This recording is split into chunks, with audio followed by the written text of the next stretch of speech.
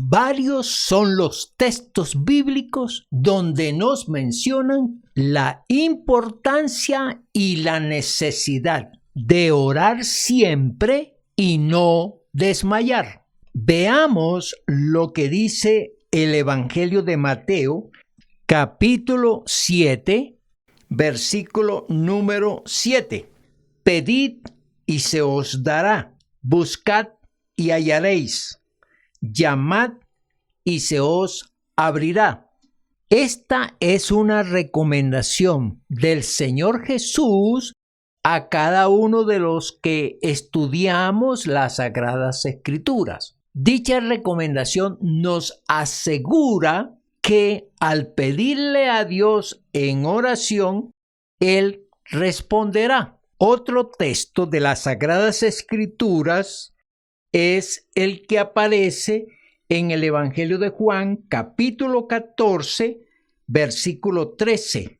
Y todo lo que pidieres al Padre en mi nombre, lo haré para que el Padre sea glorificado en el Hijo. Es una manera de asegurarnos que todo lo que pidamos al Padre Dios, Jesucristo, va a ser el mediador, va a ser el que apoya la oración y el que suplicará a su Padre para que la petición sea no solamente escuchada, sino respondida. Otro texto bíblico nos asegura que si oramos, vamos a ver asombrosas manifestaciones de Dios y grandes milagros. En el libro de Jeremías, capítulo 33, versículo 3, dice: clama a mí y yo te responderé y te enseñaré cosas grandes y ocultas que tú no conoces. Estas referencias nos impulsan primero a creerle a las Sagradas Escrituras. Segundo, a creerle a Dios y a Cristo Jesús. Y tercero, a exteriorizar nuestras necesidades, nuestras situaciones vividas y complicadas, y además nos impulsa a comunicarnos con Dios, que ese es el objetivo principal de la oración. Está claro, debemos orar, pero nuestra expectativa es recibir muy pronto y de la manera que lo queremos cuando oramos.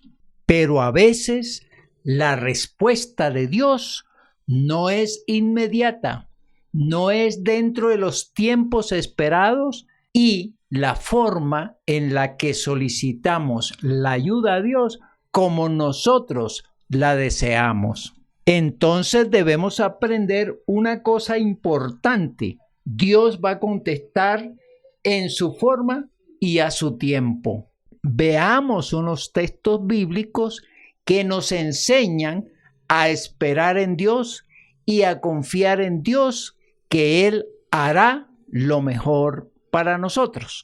Veamos 3 ejemplos de oraciones en las que Dios contesta de la manera de Él y en el tiempo de Él.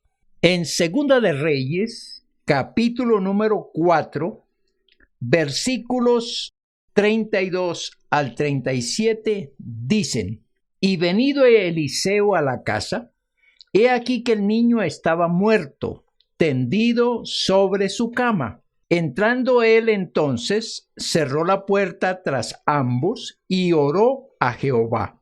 Después subió y se tendió sobre el niño, poniendo su boca sobre la boca de él, y sus ojos sobre sus ojos, y sus manos sobre las manos suyas.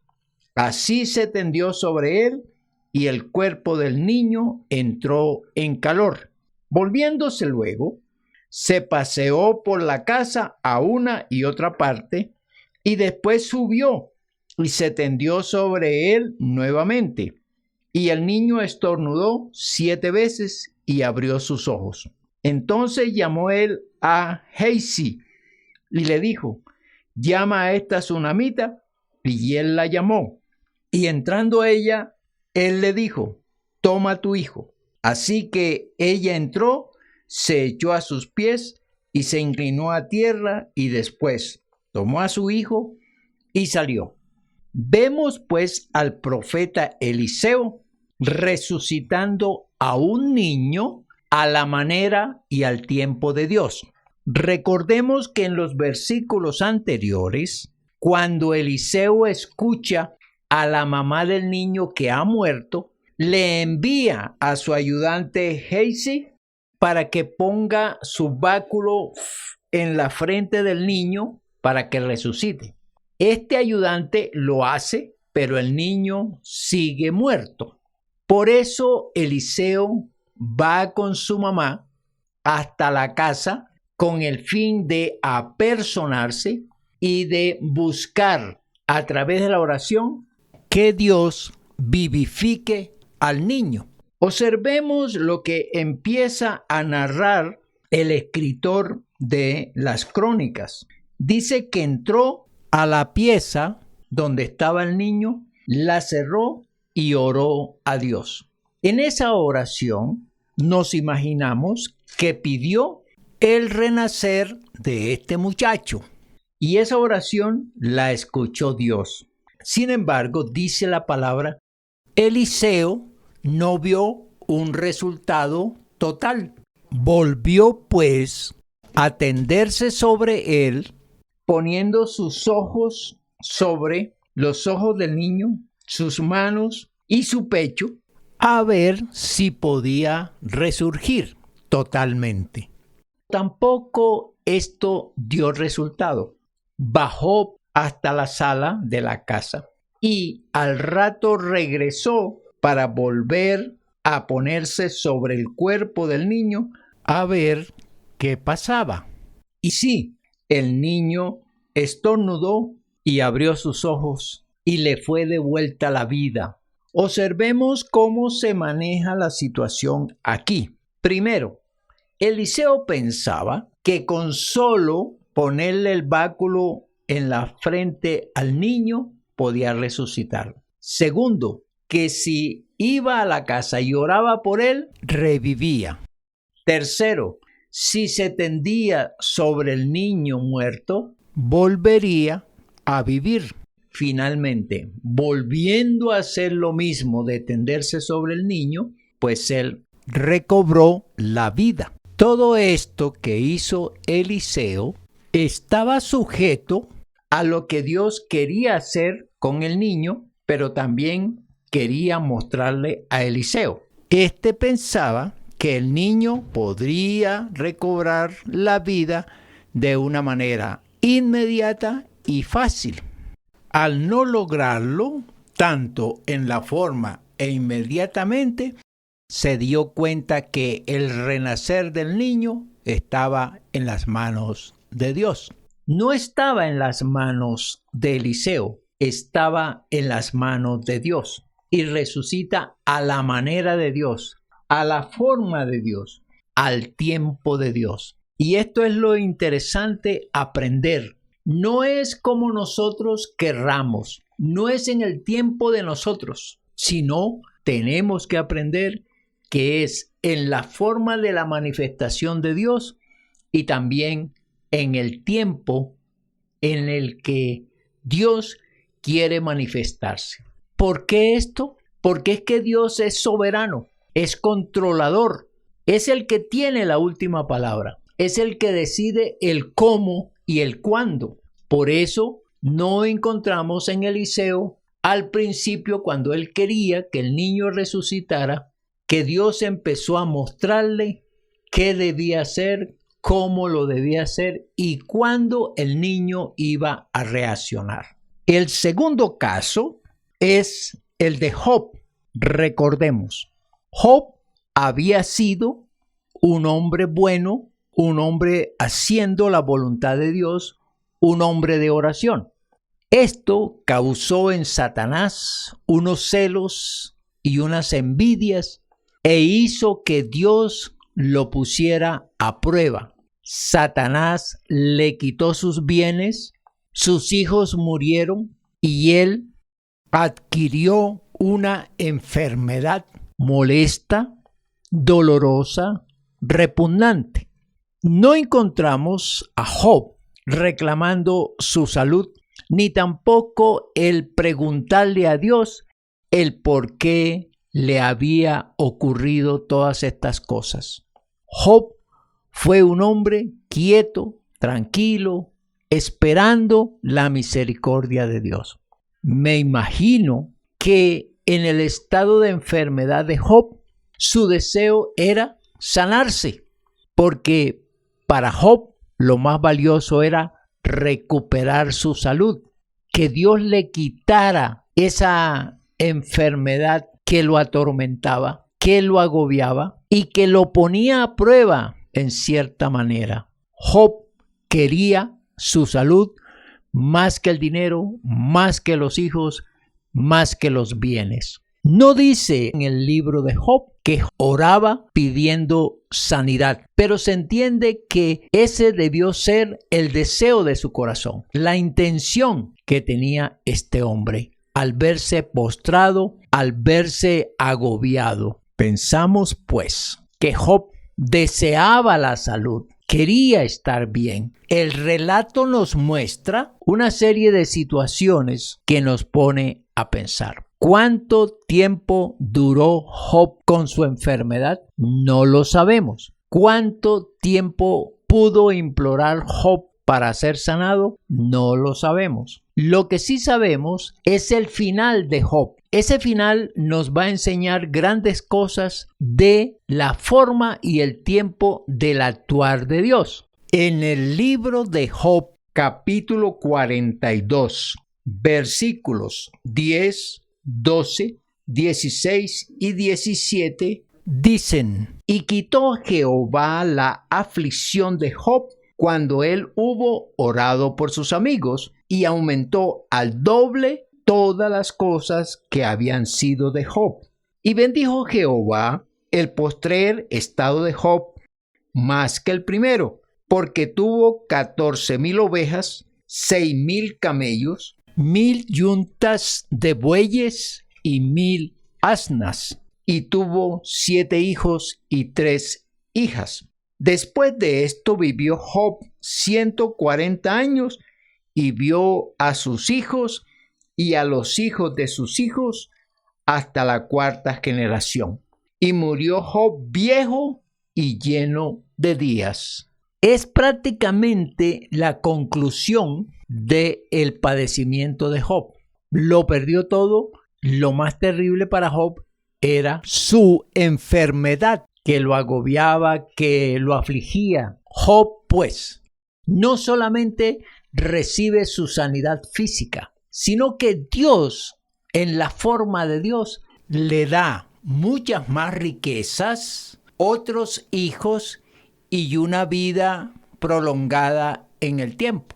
Al principio se podía decir, bueno, Job quería, anhelaba más que las riquezas y más que nuevos hijos, su salud. Pero Dios, que es rico en misericordia, que es justo, le devolvió mucho más de lo que Job consideró, pensó o pidió. Y esto es lo interesante cuando estudiamos estos pasajes bíblicos. Aprender a comprender a Dios, a conocer el corazón de Dios, porque Él es el que dispone la forma y el tiempo para actuar hacia cada uno. Bendito sea Dios por eso. Y le agradecemos a Dios por su gran misericordia para con todos. Veamos el tercer ejemplo, el tercer caso, y es el del Señor Jesús. El Señor Jesús, recordemos, Hijo de Dios, venido de los cielos, se encarnó en la tierra y vino a cumplir la misión de redimir y de salvar a la humanidad.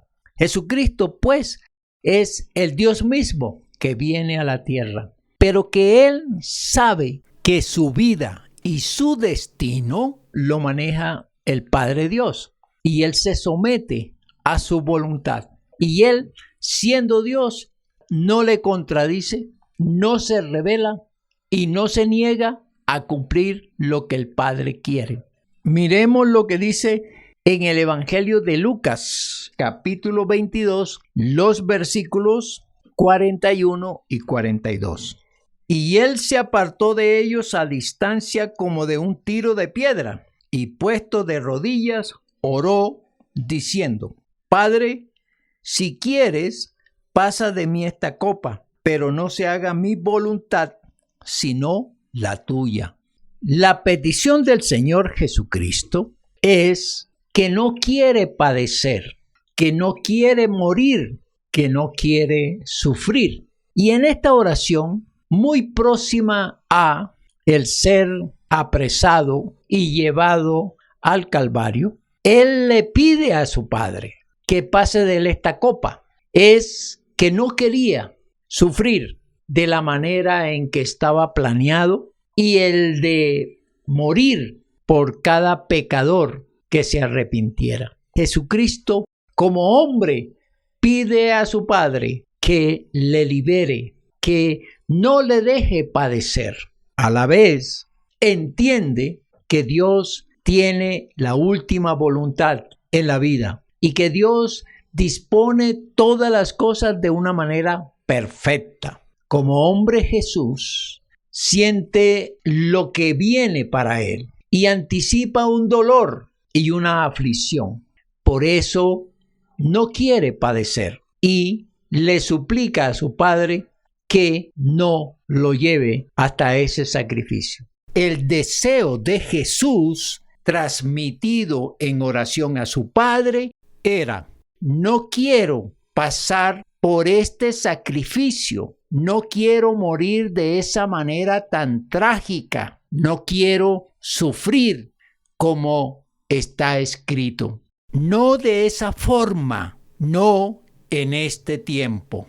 A la vez reconoce, y lo digo por segunda vez, la autonomía, la soberanía y la última palabra que debe tener Dios en todas las peticiones que se hacen, incluyendo la de Él. Jesucristo entendió perfectamente lo que significaba la respuesta de Dios a la oración y entendió que la forma del planteamiento de Dios muy diferente a la del ser humano. Entendió también que el tiempo había llegado, el tiempo de Dios, y debía hacer la voluntad, aunque fuese su Hijo amado, aunque fuese el Dios, el Creador, aquel que sustentaba la creación.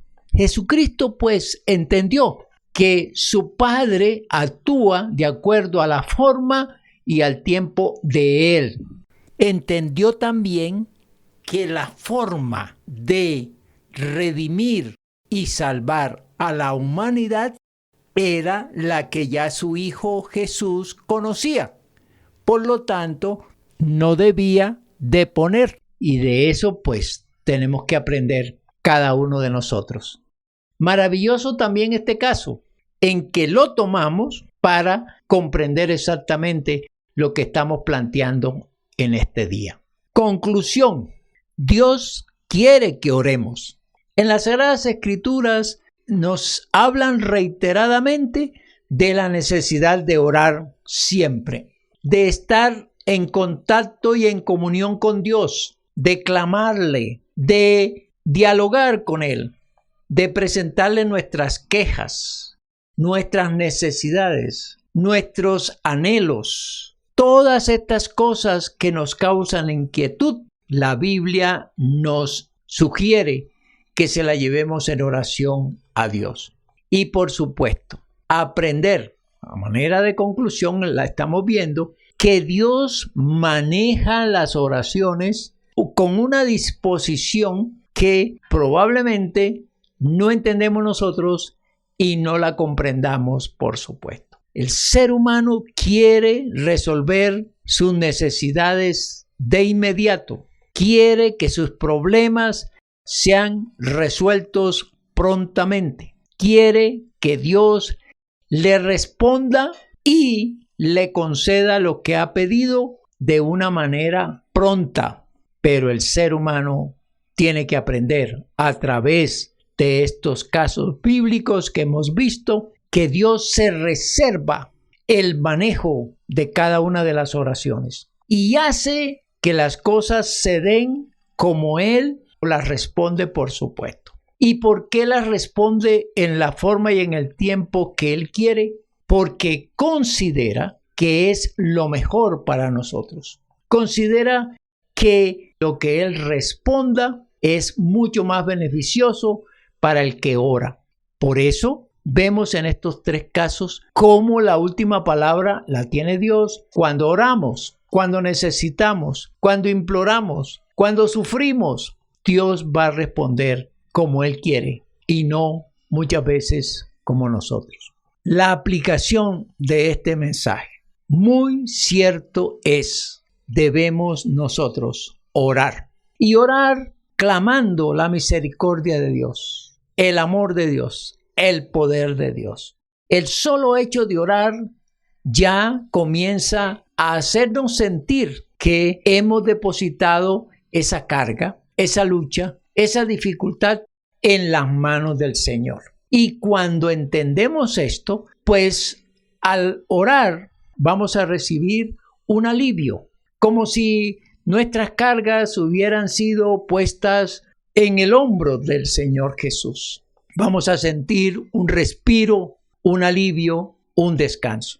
Lo otro es entender que Dios en su sabiduría responde siempre. No hay ninguna oración que no tenga respuesta de parte de Dios. Aprendamos, no lo que nosotros queremos, no lo que nosotros necesitamos, no lo que nosotros anhelamos, así mismo lo va a responder Dios. Aprendamos que no en el tiempo de nosotros, que no inmediatamente, que no precipitadamente actuará Dios. Tenemos que aprender.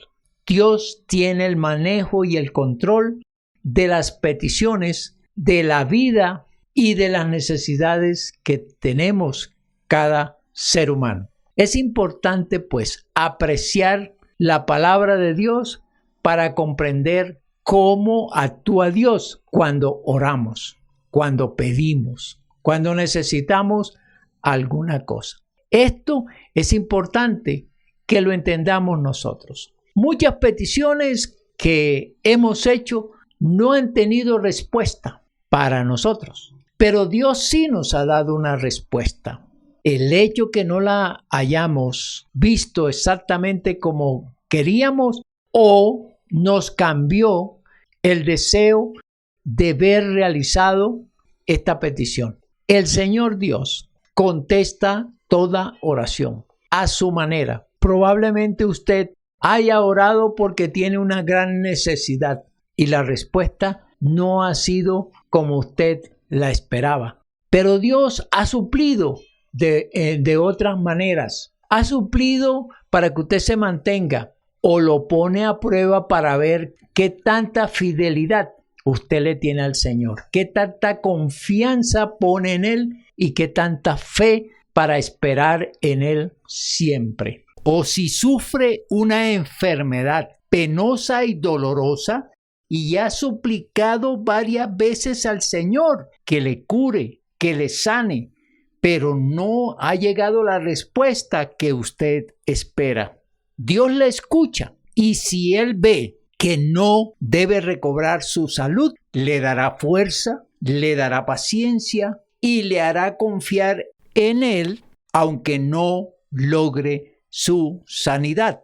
O cuando se tiene un problema grave, agobiante, un problema que entristece, un problema que no se ha resuelto. La espera de Dios es sumamente interesante porque pone a confiar más en Él y a persistir en ese deseo que tienen muchos cuando tienen esos problemas de seguir confiando en un Dios que oye las oraciones y que responde a su manera. Interesante, pues, amados amigos, entender cómo actúa Dios cuando recibe nuestras oraciones. La Biblia nos sigue hablando que debemos orar siempre, orar sin cesar, orar y no desmayar, y clamemos a Dios, que Él nos mostrará grandes cosas, enormes cosas, fantásticas cosas